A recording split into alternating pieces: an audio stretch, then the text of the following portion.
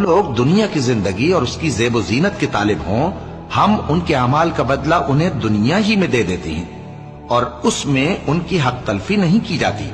یہ وہ لوگ ہیں جن کے لیے آخرت میں آتش جہنم کے سوا اور کچھ نہیں، اور جو عمل انہوں نے دنیا میں کیے سب برباد، اور جو کچھ یہ کرتے رہے سب ضائع ہوا۔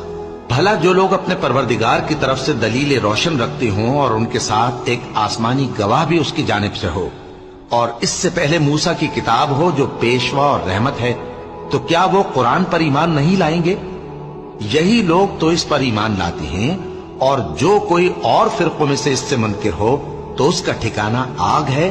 تو تم اس قرآن سے شک میں نہ ہونا، یہ تمہارے پروردگار کی طرف سے حق ہے، لیکن اکثر لوگ ایمان نہیں لاتے۔ اور اس سے بڑھ کر ظالم کون ہوگا جو اللہ پر جھوٹ باندھے؟ ایسے لوگ اپنے رب کے سامنے پیش کیے جائیں گے